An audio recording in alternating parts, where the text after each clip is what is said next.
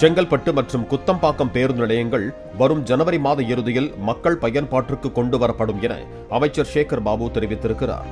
சபரிமலை ஐயப்பன் கோவிலுக்கு செல்லும் பக்தர்களுக்கு வழங்கிடும் வகையில் தமிழ்நாடு திருக்கோவில்கள் மற்றும் உபயதாரர்கள் சார்பில் 2வது கட்டமாக 5 லட்சம் பிஸ்கட் பாக்கெட்டுகள் அனுப்பி வைக்கும் நிகழ்ச்சி சென்னை மண்ணடியில் நடைபெற்றது.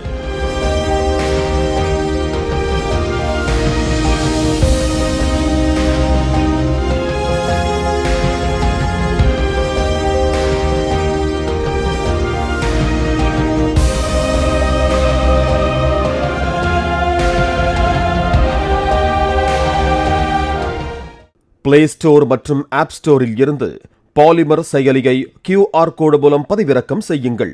செய்திகளை உடனுக்குடன் பெறுங்கள்.